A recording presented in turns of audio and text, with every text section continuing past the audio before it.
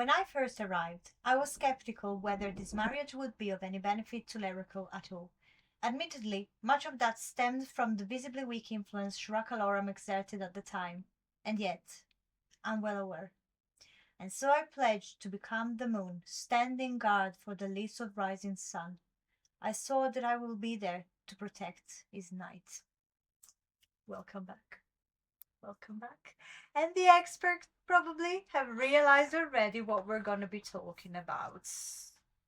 However, before we get into all that, before we announce the return of Brothers Without a Tomorrow, finally, hello. For all my aficionados, welcome back. I see you. I appreciate you. Thank you so much for all your love and support you're showing me here on YouTube, on the podcast, like on the audio version of the podcast, and all of that. I see all the downloads, all the likes, all the appreciations.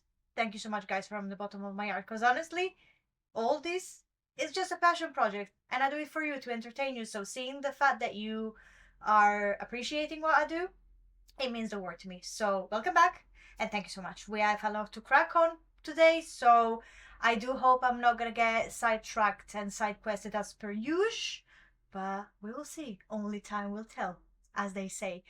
If you're new here, hi, welcome, and hopefully at the end of this episode you will decide to stay with us for a long, long time. My name is Ellie, and I am your host, and this is DMB. And very much, how should I put it, all over the place space. It's always safe to be here. All we do is basically talk about all things and titles BL, without exactly being child friendly, if you will. I mean, this version on YouTube is very toned down compared to the audio version, so if you want the spicy, go to the other platforms, and I will link everything down below in the description. So if you're interested, just look down below. Okay?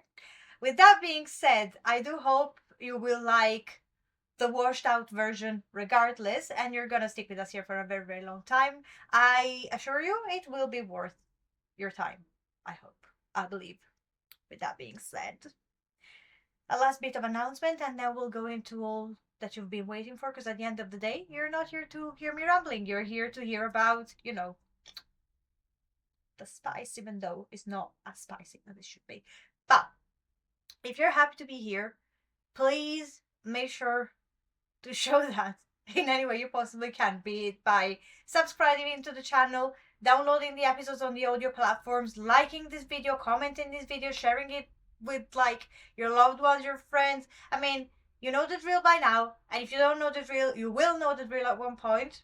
Do whatever you fancy, as long as it's consensual. It is very important, and I will always stress that bit. As long as it's consensual, you can do whatever you want, and just spread the love far and wide. It is entirely free to do so, and in return you will have my undying love and appreciation, which is a lot considering how I behave usually, so take it. Here is my undying love and appreciation. Now, with that being said, welcome to this new episode of DMB, and I just realized I still have my glasses on, and they're so dirty. I do apologize, but if I have to read, I can't see, so it is what it is.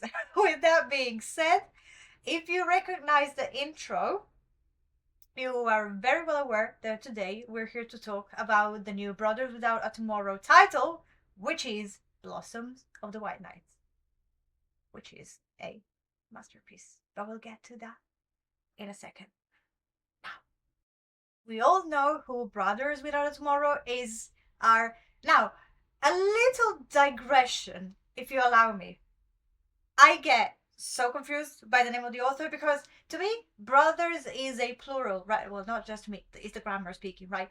Brothers is plural. I'm pretty sure the author is just one, though. However, because we're not sure about the gender the author identifies as regardless, I'm gonna use the pronoun they, if you allow me, because again, it is very confusing. I use they regardless because I'm never sure about the author's genders in general, so that's what I tend to do regardless. But in this case in particular, I have to, because it's always been a thing of mine, if you will. To be fair, I've always been curious about the fact that the name is plural, and I've always been thinking, oh, is there a duo behind that? Are they actually brothers? Is there a script writer and like somebody who actually curates the design and stuff? I don't know. It's just my mind that sometimes wanders off on completely useless, nuggets of knowledge, if you will. But yeah, let me know your thoughts about that. Do you think it's just one author behind all the titles that we've been loving for years, or is it, I don't know. Let me know. The comments are down below for a reason, so use them and abuse them. As long as you're keeping it nice and gentle, guys. Please. The world is falling apart as it is, so wherever we can keep the situation gentle and nice and a safe space for everyone, please, you are encouraged to do so. With that being said, we all know Brothers Without a Tomorrow. They've been around for like many, many years at this point. I think their first title that I've ever read, which I think is the first title they ever published, was Paramore, and it dates back, if I'm correct, to 2018, if not 2017. So it's been almost 10 years that they've been around. They are honestly, as far as the authoring situation goes, they are a gift that just keeps on giving. But yeah, they've been around for a long, long time, and you must have been living under a rock not to know who they are. However, we don't know the singular situations of people in here, so in case you've been one of those people living under a rock, a little backstory. I mean, not for what concerns the author, but for what concerns the title that they've been creating, because honestly, they are absolute gems. And I think even if you try just one of them, not all of them, you're gonna love. Like, if I have to talk about me personally, in my experience, I know of all of them. Have I read all of them? No. Have I started all of them? I think so. My problem is sometimes my attention span is very limited. So sometimes my attention just drifts away, and I'm one of those bad people that are like starting something, and then like 6 chapters in, I'm gonna be like, I'm just gonna leave it for when more chapters are out, and then I completely forget about it, only to remember about that specific title many years later, and I'm like, oh, now the hype is gone, the spoilers are everywhere. So yeah, it ends up in a situation where I do want to finish what I started, but at the same time I don't feel the need to finish what I started, if you know what I mean. And it's been happening with them mainly because they have a lot of titles going on for themselves, and sometimes they have published like a couple of titles at the same time, and each and every title has been long, and we're talking about more than 100 chapters per title, so it's not exactly the easiest to read, like especially in a period of time where you're overstimulated by BLs, because there's BL titles like popping up like mushrooms. And if you know, you know, like this is the situation we're living at the moment.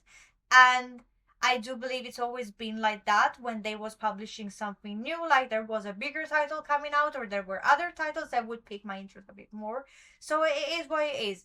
But with that being said, I'm gonna give you the complete list, and I'm gonna tell you which one I've read, which one I started, and all that jazz.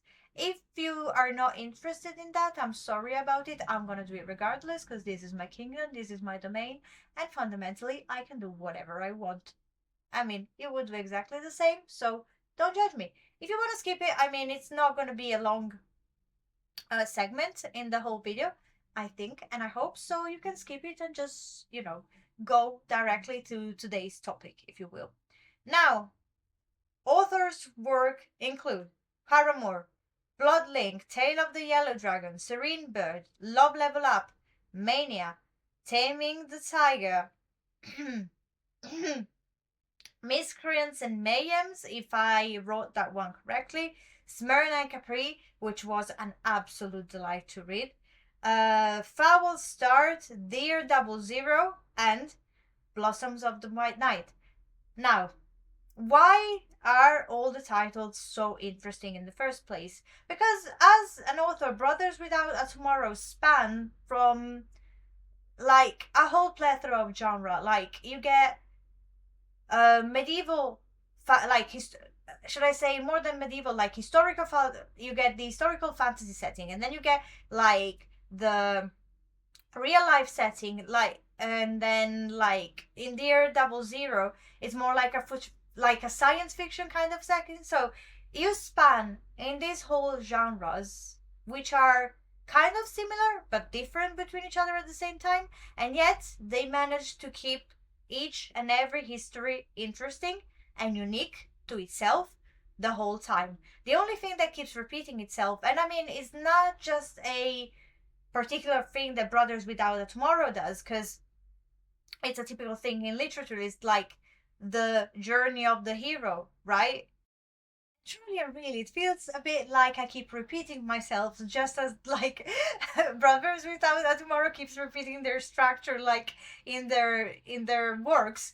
But it is interesting to analyze because it being, and with it I mean the hero's journey being probably the most typical and one of the most ancient structures that we've ever seen, like in every type of like in the whole world literature, from the ancient one to the modern one, right?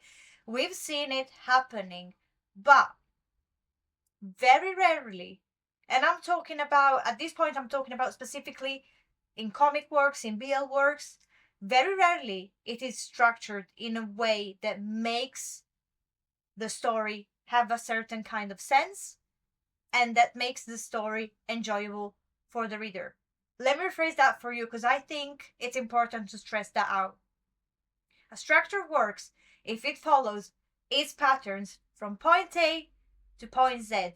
If the structure is put in place just because it's the easiest way to portray a story, but then it becomes sloppy to the point where you got holes in your story, the synopsis doesn't work anymore, there's things that are left unsaid, there's stories that are left unfinished for the characters, then yes, it is a structure that can work.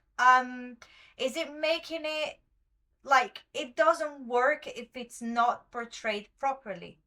And again, that applies not just to BL and to comics, it applies to everything and anything.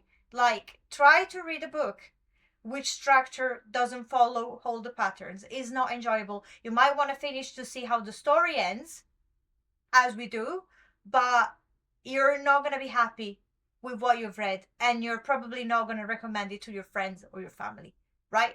So, again, going back to square one, I'm stressing the fact that the structure keeps repeating itself because it's repeated to perfection.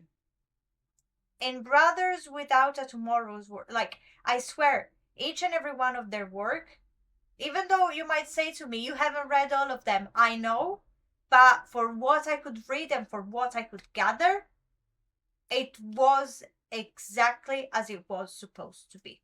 And I'm not going to change my mind and I'm not going to back down on this. I'm sorry. So yeah, they keep repeating the structure because they're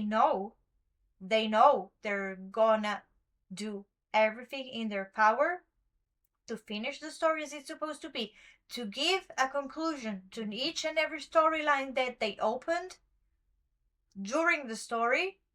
And yeah, like, if you know how to do something, you should keep doing it. I'm not the one saying it, like, it's a saying as old as time. So yeah, Brothers Without a Tomorrow perfected like, they literally cracked the code on how to make a story enjoyable for the reader, to make a story so good that the reader is going to be hooked from chapter 1 to chapter whatever. So I guess, I mean, I just like, I guess, to stress out. I like to stress out what I like in a story. But yeah, I am a sucker for a story that actually works and gives justice to all the characters. So I just wanted to say that. I'm sorry if I annoyed you, but again, this is my domain. So even if I annoy you, there's nothing you can do about it. Moving on. Before going into the actual synopsis of Blossoms of the White Knight, which at the end of the day is what you're all gathered here for today, right? I said I wasn't gonna digress. I mean, to be fair, I am not digressing. I'm just giving you a little introduction and then we can get into the actual, juice, if you will. So, I talked about the hero's journey and all of that because we were talking about what's typical in Brothers Without Tomorrow stories if you're not familiar with their stories. So, the hero's journey, which is, I guess, the thing that is most dear to my heart, I suppose. Then moving on to that, one of the things that keeps repeating itself and I think makes the story really enjoyable is the fact that the main characters always have something that how do you say this word? Why does this language is so easy and so complicated at the same time? I swear sometimes it drives me mental. So we got the main characters that are differentiated by certain, how do you call them? I completely forgot the word in English. And this is me getting more tired as the video progresses. So if the tongue twisting and the forgetting of words hasn't been happening until now, it's definitely gonna start happening. But hey, if you've been here from day one, you know how it works. So I'm sure you're gonna bear with me. And if you're new here, get used to it because it does happen a lot. Again, especially because A, English is not my first language, and B, I am constantly tired, so tiredness does not help my case, but hey, I always try my best. With that being said, um, the characters are always portrayed in a very specific way. Usually, we either have a massive height difference between the characters, we have a difference in skin tone between the characters, we got a difference of age. So to better phrase it, we have not a huge, but like kind of like a big age gap between the characters. Now, the three things that I just listed to you can be in like in a story all together at the same time, or we're gonna get just one of them in a specific story. To give you an example, because it's always easier to just give examples to people. And if you're familiar with the stories, you know what I'm going to be talking about. Like, the first story ever, Paramore, we get the height gap, the age gap, and the difference in skin color. So we have the bottom who has a darker skin tone compared to the top. It relates to the story because he grew up on an island, rah rah rah. I'm not gonna say much, A, because I don't remember the story. I've read it so many years ago. I just have some bips and bops of information retained by my brain, and the rest is a black hole. And plus, if you haven't read it, you should read it. You're gonna love it, trust me. So we got skin tone difference. We got a big age gap in terms of the bottom is, I don't want to say way younger than the top, but he's kind of younger. And then height gap, and I mean, I am a sucker. And I repeat, I am an absolute sucker for height difference. Maybe because I'm just a small pixie of barely 5'1", so I do love myself a bit of height difference, if you get what I'm saying. But I do love stories when you just see like, chef's kiss, perfection. There's no other way to say it. So this is a typical example of a story where you get all of the three things, all of the three main characterizations, or whatever you want to call them, at the same time. Then we got one of the fans' favorites, I would say, which is Tale of the Yellow Dragon, where we don't get the skin tone difference. We don't get the height difference, if I remember correctly, or I mean, one of them is a dragon, so when it transforms, I mean, you get the height difference, but like when they're both in human form, if I remember correctly, there's not that much of a height difference, if you may. However, we have the tremendous age gap because of course you get a dragon and you get a human. So as you might know, if you're familiar with the lore of dragons and the likes, they're not exactly that young, if you get what I mean. But I mean, sometimes, an older person has more experience. I'm not gonna digress on that. Read that one as well. It's really, really good. Albeit it's like same as Taming the Tiger. They're very, very sad. I mean, to be fair and square, all of Brothers Without a Tomorrow's stories have that lingering sadness to them. Even though in certain stories, like the one that I mentioned like 2 seconds ago to you, you get the actual sadness because things are actually happening that like literally. I remember Taming the Tiger. I got to a point where I was just crying. I was reading, I was scrolling on the screen, and I was like, oh my god, I just want this sadness that I'm feeling right now to end because it's too much. You still get the happy ending because if there's a thing that we always get in the hero's journey, is the happy ending. But boy, the trials and tribulations that you have to have before getting to the happy ending, sometimes they're like they're too much. They're too much, honest to God. But that's what makes a story great at the end of the day. The fact that you can feel all these emotions at the same time, and you must have understood now. They're one of my favorite authors. Again, even though I haven't read all of their work, but still, I just love how, like, I'm not even gonna talk about the aesthetic of it all, because like their style is impeccable, and there's nothing else I literally can say. The use of color, absolute perfection. The style, amazing. The fact that every character is recognizable, despite the fact that they created like probably something like 50 characters. I am a sucker for stuff like that, and I'm sorry if I keep repeating myself, but when I'm very passionate about something, I just ramble like this. But I mean, if I know a thing or two about the BL community, you all are probably same as me, so I feel like I can be myself when I'm talking to you, or specifically to the camera, but still to the camera, and then to you. Moving on. So, Tale of the Yellow Dragon has got that specific thing, and yeah. Another one I wanted to talk about, not that I really want to talk about it, to be fair, because like we should do a whole episode about that specifically, because we want to insert that.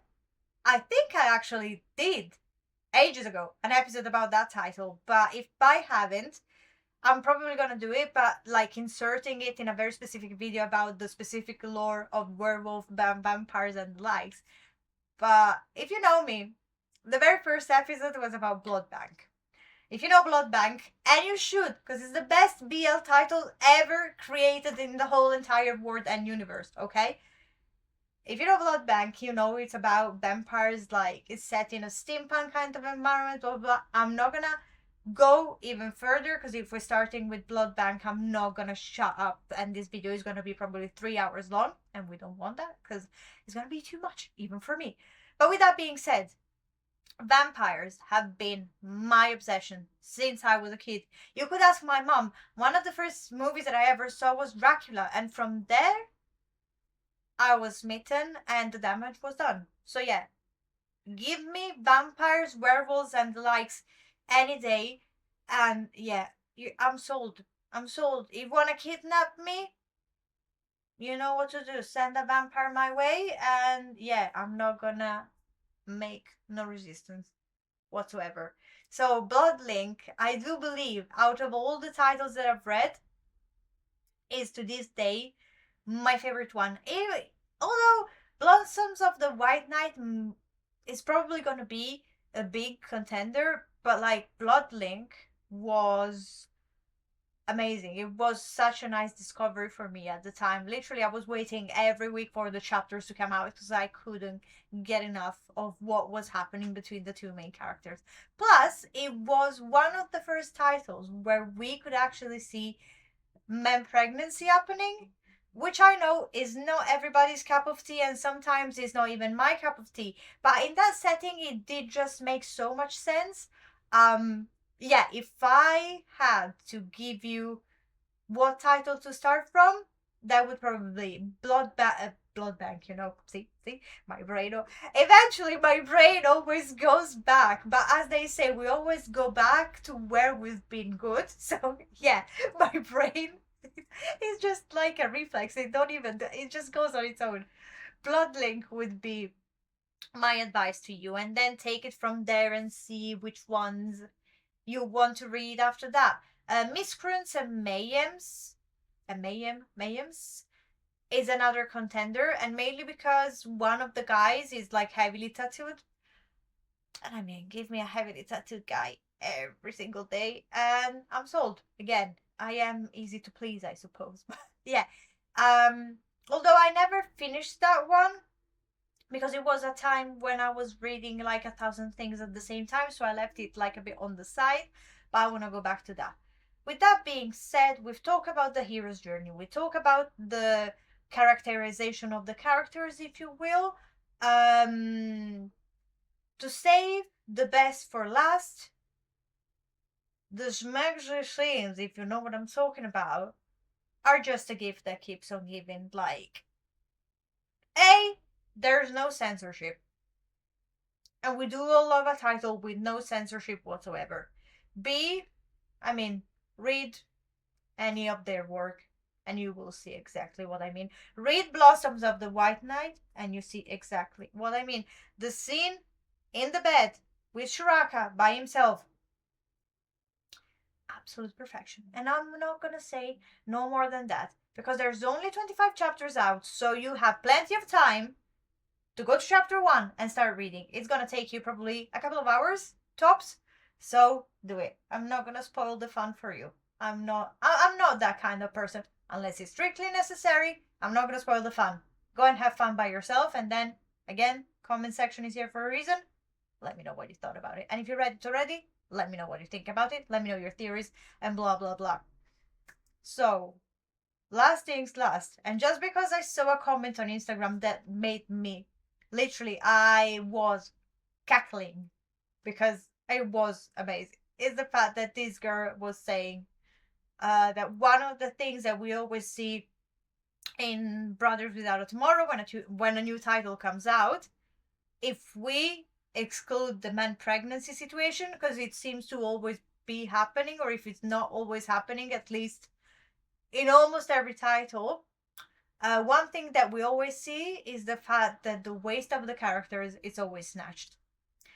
And you know what? I never thought about it, and then I saw a picture or a drawing, shall we say, and I was like, you know what? My good girl is actually right. She's absolutely right. The waist is always snatched. The body is always snatched. Everything is absolutely snatched. So if even this piece of information alone doesn't sell you Brothers Without a Tomorrow as an author, or like Blossoms of the White Knight as a title, then I don't know what to give you. I guess I will just give you the plot and then we can move on from there. As I told you already, there's only 25 chapters out, so it's an easy one to start reading if you want to start reading it now. I know sometimes I give you titles that are like 100 chapters in already, so yeah, I get it. I get it. It's a lot. It's a lot. But with that being said, I would say, since we're moving on to the main topic, the main dish, the snack of the day, we'll start with the plot from the website and then we can move on from there. So, cracking on.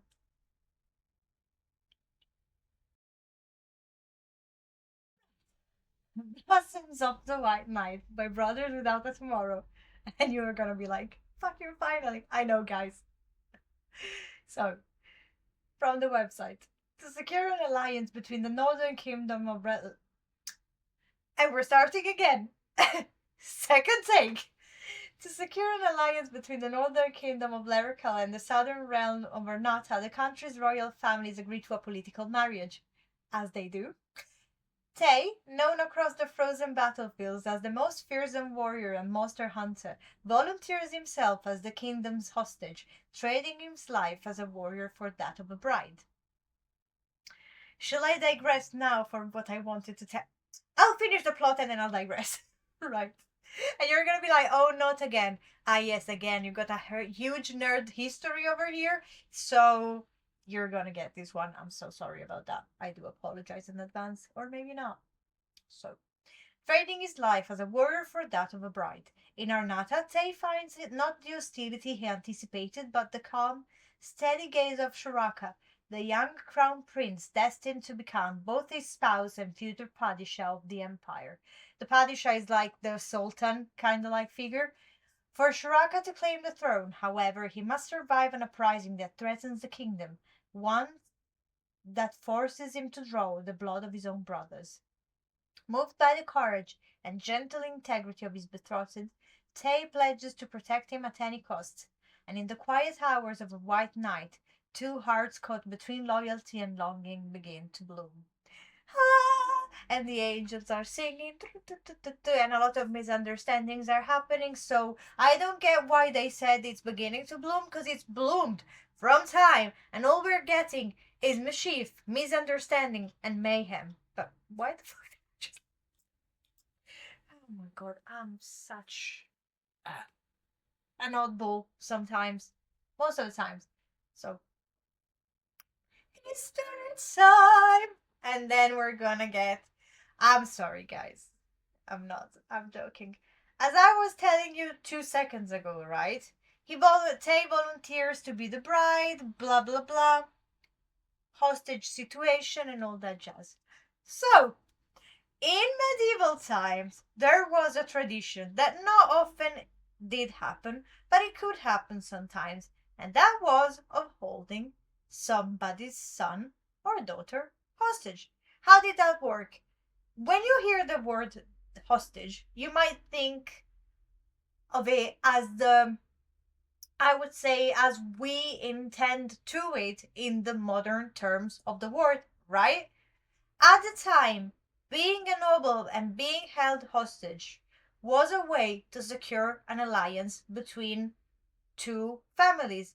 More specifically, usually it was between two kingdoms. More specifically, it usually was a situation of where the son of a king or of a noble would be shipped to another country and would be held in the palace of the other king or whoever was the person that was, hosting the son, the offspring at the time.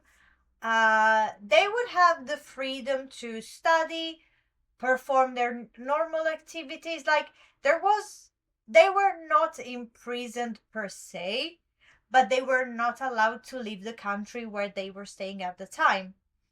And again, that was to make sure that if an alliance was promised between two countries, that promise was fulfilled from start to the end.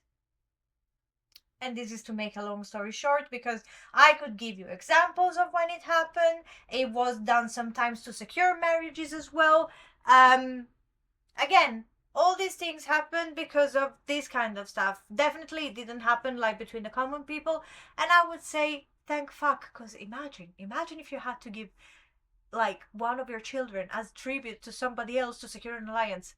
Oh my god, it would be absolute disaster. So it was a thing that the nobles would do, as often nobles do weird shit to, to keep the whole chosen by God kind of situation kind of thing. So to make a long story short, here's what used to happen, and this is what exactly is happening in this kind of situation. The marriage was supposed to be, yes, between Arnata. Maybe it's better if I introduce. No, let me finish this train of thought and then we move on to the next train of thought, because otherwise it's going to be an absolutely confusing disaster. So, the alliance was supposed to be between Leracle and Arnata, as you heard. The only difference is the fact that Leracle will send Tay because his father. No, hold on. It was the other way round, I think. Well, one of the two families. No, I think it was Leracle. Yes, now I got it. There's too many names sometimes. There's too many people involved in the situation, so a girl can get confused, especially if for sport she gets punched in the head. Bear with me. So, the alliance is supposed to be between Arnata, which is the Empire of the Sun, and Leracle, which is this northern kingdom, which is usually hunted by endless nights, snow, and monsters, right? The wedding was supposed to be between Shuraka Loram, which is one of the sons of the Padishah that was reigning at the time, and the daughter of the king of Leracle. With that being said, the king of Leracle starts saying something about his daughter not being well, not being able to travel, not sure, blah blah blah. A lot of excuses to make this marriage fail. To make a long story short, the next best thing is to send somebody from a noble family who could vouch for the royal family. In all the midst of royalty and the likes, Tay Woodwan is the choice for this thing. Now, do I remember why? If I remember correctly, it's because they are like Tay's family, which is the Woodwan family, I think is one of the closest to the king, and they're kind of like in that situation where they cannot exactly say no to the king. So they're like, okay, Wood One family, who do you have that we can send as a spouse to the Padishah's son? And yeah, Tay, being Tay, basically says, you know what, it's okay if it is what it is, I'm gonna be the one shipped to Arnata to be Shuraka's spouse. And that was it. That's literally, not quite literally, but that's the gist of what happened. What Tay didn't anticipate was the fact that he was gonna get there, he was gonna find a child who was smitten with him from day one, and a child that he would swear to protect with his life and he would adore from day one. Now, with the history nerd moment closed like that, you heard the synopsis. So, who are the main characters in this story? Where is the story so far? Where are we gonna get from here? Usual conclusions, and then you're all free to go. Because at this point, I think you're thinking you are held hostage by me. And if you thought that, I wouldn't blame you. We're probably already 30 minutes knee deep into the video. So, yeah, it is a hostage situation at this point. But hey, I hope it's a good one. I hope you got your snacks with you. I hope you're hydrated. So, yeah, it's not so bad. We're playing Alliance Between Kingdoms, if you will. Okay? So, main characters. We have a whole plethora of characters. We have a whole lot of characters that sure as hell guarantee you are gonna get their own story, their own love story, their own happy ending. For now, we're not gonna talk about that. They haven't been introduced that goodly so that we can talk about them. We're gonna talk about our main character. You heard their names already. Let's repeat it one more time for good luck. We got Tay Woodone of House Woodone from Leracal and Shuraka Loram of Arnata, son of the Padishah, son of the Empire, and future Padishah of Arnata. How does these two words, so different between itself, collide? You heard the whole marriage hostage situation already, so I would say let's get it from where we're at the moment. We're gonna go back to our steps to see how we got to this point. And yeah, we'll take it from there, I suppose, without digressing any further, hopefully. So, as of today, in the first chapters, what we witness is the fact that Tay has been exiled for a grand total of 12 years. I think it could be 10, it could be 12, it's not really specified. All you need to know is it's been a decade or more. He's in Leracal. He's thinking about Shuraka every day. The real question might be, why is he not with Shuraka if he was shipped as an hostage to Arnata in the first place? Well, as it often happens, my dear kids, in the Wars of Thrones you have to make sacrifices. In Shuraka's case, the sacrifice was to renounce to his spouse, ship him back to where he came from in order to keep him safe, and finish whatever business he was supposed to be starting in order to ascend the throne and get rid of all the bad grass. I don't know how to say it.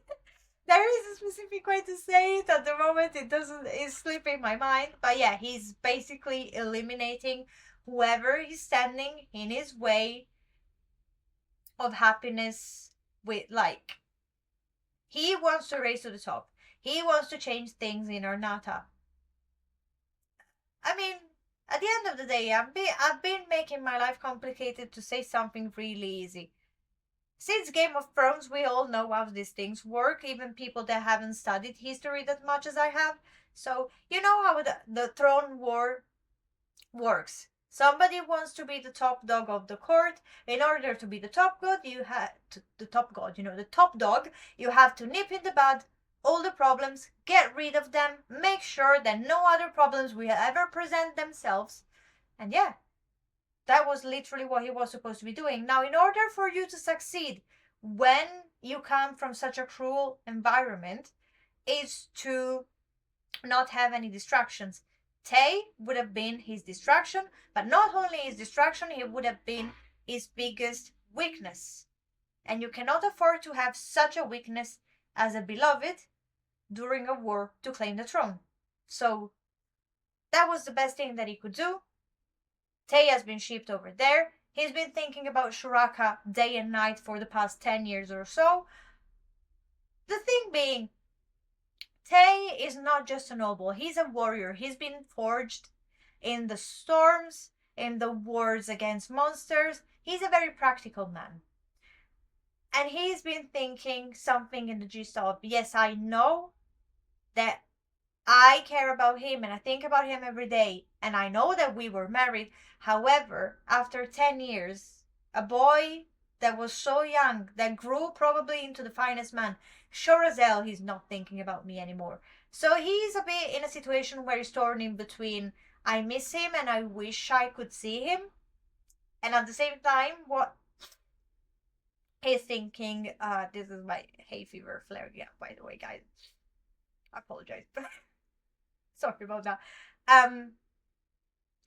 What he's thinking is like, sure as hell, he shipped me away. He forgot all about me, and that's it.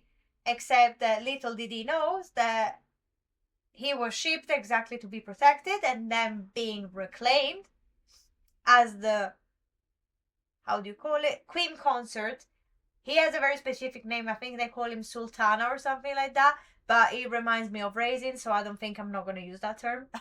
But yeah, to be reclaimed as queen consort, to go back to Arnata with Shuraka and live happily ever after. That's where our story starts. Because that's literally it.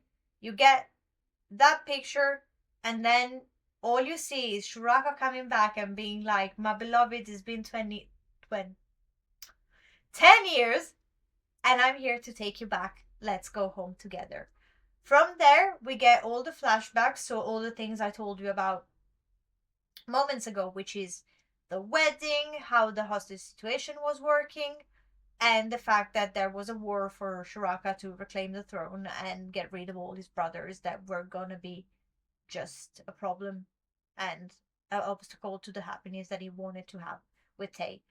I believe I'm forgetting something important that I wanted to say. Right.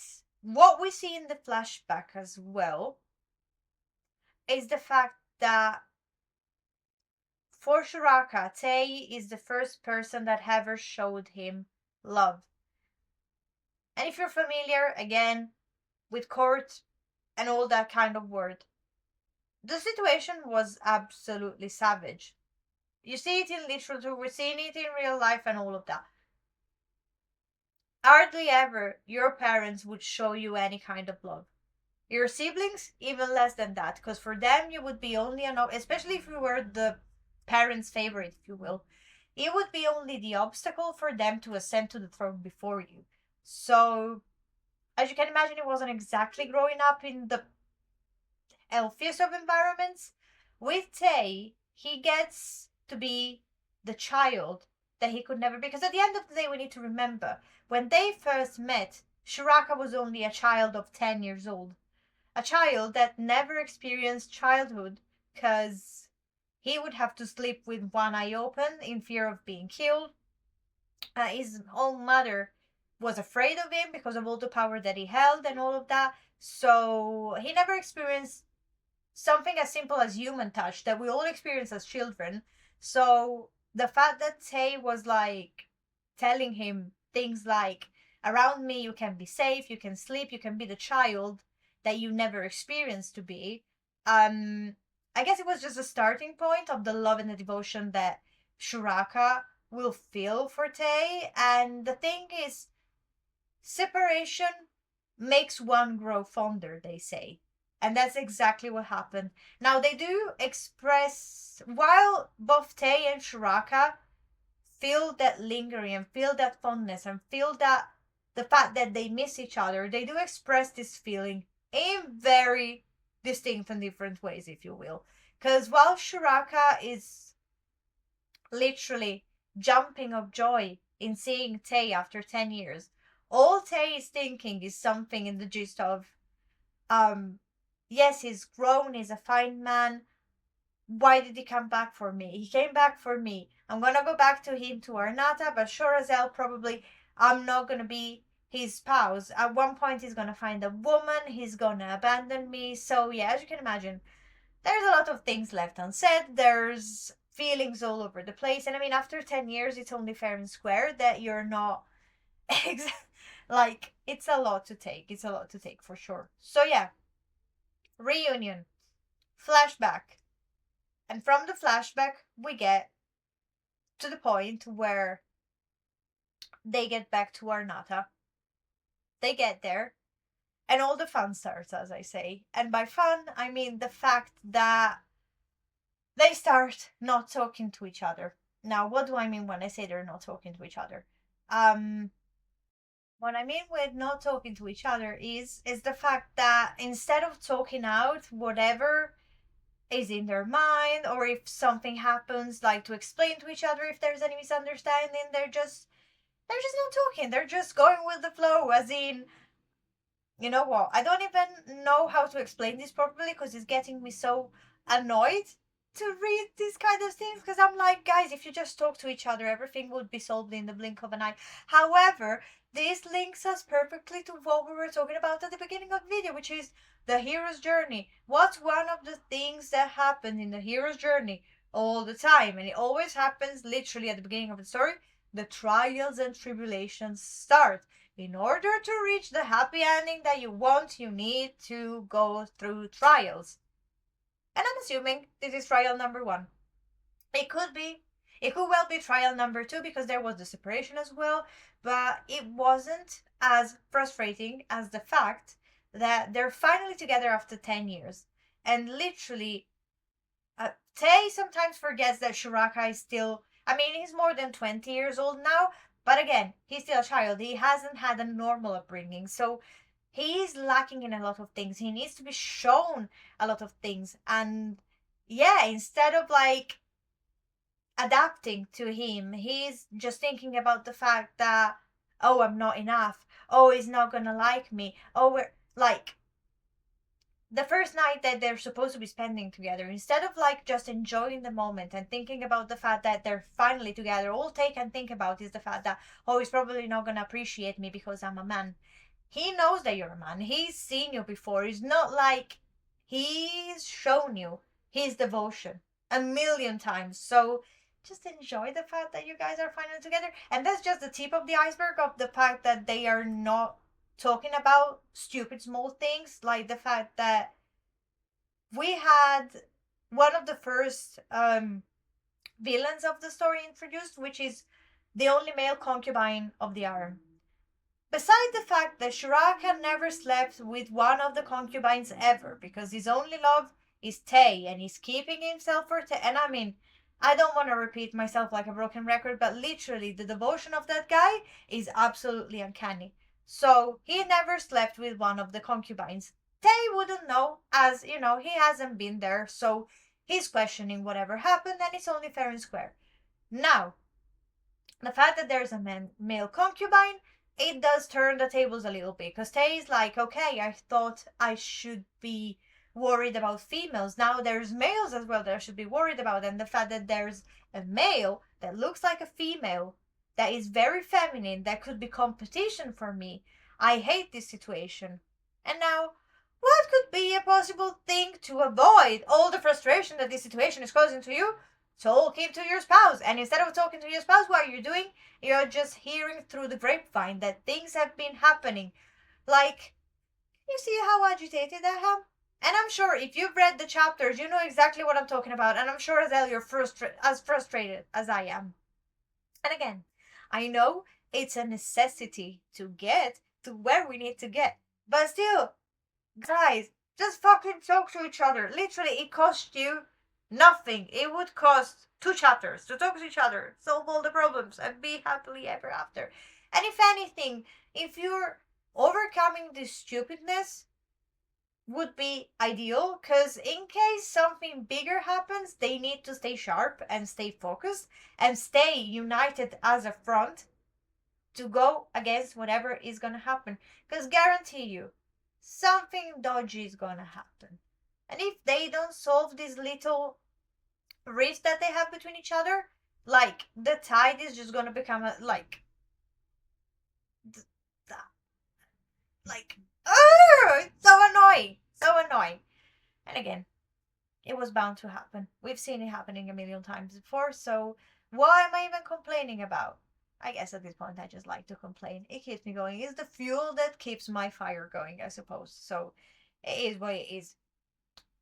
As I was saying, the villain of the story is such an interesting character. So is the only male concubine in the harem. And I mean, I say that the only the first villain in the story. I don't even know if it's gonna be an official villain because it seems like Shuraka kind of solved whatever problems or whatever troubles he was trying to create. However, we've seen it once before. These people, these villains, they're cunning, they're sneaky, they're beautiful. So something will happen. And I am intrigued to find out what that's going to be. Another character that they introduced that I thought it was going to be a villain, and I think it's not gonna, it's one of the only brothers that Shuraka left alive. So basically, in the race to the throne, Shuraka has eliminated all his brothers except two. This particular specific brother, we've seen him in the flashbacks as well, and I thought he was going to cause trouble. It turns out he's probably going to be the greatest ally that the guys are going to have. So I'm interested to see how this is going to, evolve.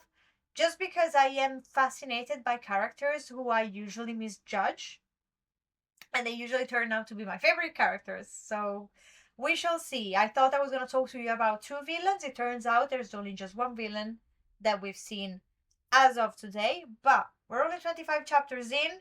There's probably going to be more than 100, so we shall see. In terms of how the story is going to go, I told you already. We're going to get our happy ending. Trust me on that one. We've seen it happening in every and each title of Brothers Without Tomorrow. We're gonna suffer, we're gonna cry, we're gonna bawl our eyes out, but then we're gonna be happy. So I would say brace yourselves because we're just at the beginning and the frustration is already skyrocketing, so it's only gonna get worse from that. But with that being said, I guess that would be a wrap from me. I do encourage you to ask me for a follow up episode if you want one.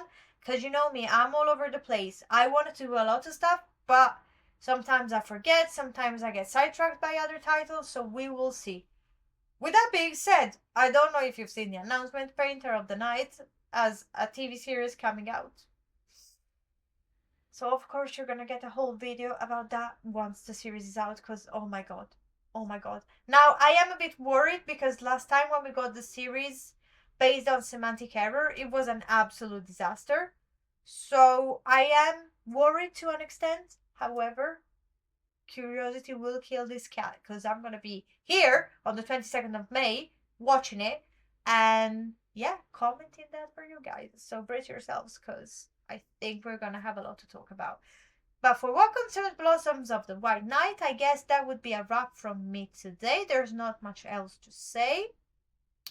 In terms of the scenes, we haven't seen the best of it yet. They haven't done the deed as of today. They've tried, they haven't succeeded. There's been problems in between. However, from what we've seen, it's gonna be extremely interesting, especially because we got an older bottom this time around, which is Tay, of course, who, however, has more experience than the younger top.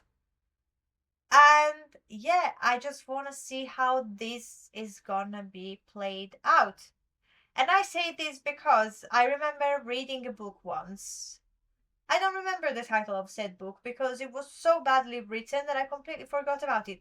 But what I didn't forget about is the fact that the top, in the same case as this one, was less experienced than the bottom. And they could have played around with this thing so well and in so many ways. And what they did, it was just do the usual trope of the fact that, oh yeah, I'm the top and I'm just gonna do whatever and wherever. It would have been way better, but yeah, it's easy to sleep in this kind of cases, so I want to see how Brothers Without a Tomorrow is going to play around with this, because it can give us, like, the potential is there, the potential is infinite, so they never let me down, and I do hope this is going to be the case this time around as well. And that's a wrap from me. With that being said, I do hope you enjoyed today's episode. And again, if you did, show the love and spread the love in any way you can. I will see you again sometimes during this month, next week, the week after. Only time will tell. And only my sleepiness will tell. I will see. I'll see how it goes, but I will see you soon for sure. In the meantime, stay hydrated, stay safe. Please make sure to engage in plenty of kinky, but always what? That's right, consensual activities. I will see you soon. Much love. Until next BL titles. Bye!